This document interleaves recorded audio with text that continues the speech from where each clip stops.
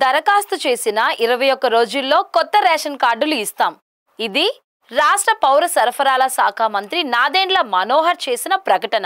నమోదు చేసేటట్టు, జమ చేసేటట్టు, వాళ్ళకి అందించేటట్టు ఒక అద్భుతమైన కార్యక్రమం జూన్ మాసంలో చేపట్టబోతుంది. ఈ గడువు ఎప్పుడో దాటిపోయింది. ప్రజలు ఎంతో ఆశగా ఎదురు చూస్తున్నా సరే కొత్త కార్డుల జాడ మాత్రం కానరావడం లేదని ఆందోళన వ్యక్తమవుతోంది. పక్క రాష్ట్రం తెలంగాణలో కొత్త కార్డుల జారీ మొదలవడం తెలిసిందే.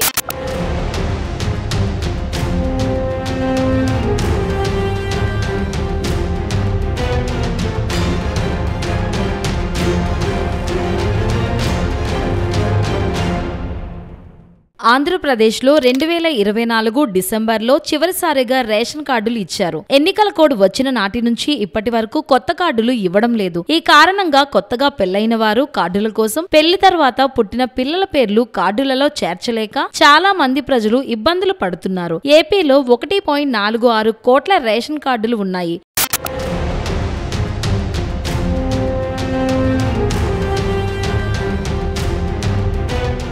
రాష్ట్రంలో కూటమి ప్రభుత్వం వచ్చాక ఈ ఏడాది మే 8వ తేదీ నుంచి కొత్త రైస్ కార్డుల కోసం దరఖాస్తులు తీసుకోవడం తెలిసిందే. ముందుగా పాత కార్డులకు ఈకేవైసీ కూడా పూర్తి చేశారు. సచివాలయంలో ప్రతిరోజు కొత్త రేషన్ కార్డులు, పాత కార్డులలో పేర్లు తొలగింపు, చేర్చడం వంటి మార్పుల కోసం దరఖాస్తు చేసుకుంటున్నారు. కానీ వెబ్సైట్ తరచూ మొరాయించడం, సచివాలయంలో బదిలీ అయిన వీఆర్ఓలు ఇంకా విధుల్లో చేరని కారణంగా తమ దరఖాస్తులు పెండింగ్ లో ఉండిపోతున్నాయని ప్రజలు మండిపడుతున్నారు.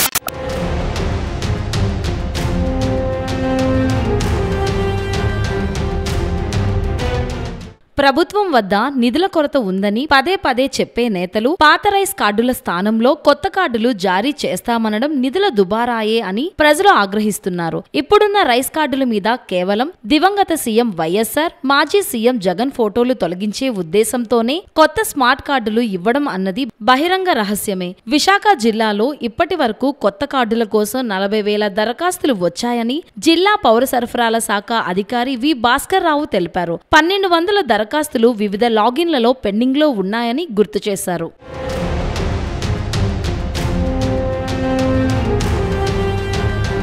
నమోదు చేసేటట్టు, జమ చేసేటట్టు, వాళ్ళకి అందించేటట్టు ఒక అద్భుతమైన కార్యక్రమం జూన్ మాసంలో చేపట్టబోతుంది. రేపు ఉదయం నుంచే గ్రామ సచివాలయం, వార్డు సచివాలయానికి వెళ్ళి ఈ కార్డు గురించి వివరాలు చెక్ చేసుకుని కొత్తవి ఏమైనా ఉంటే వివరాలు మీరు నమోదు చేసుకోవచ్చు.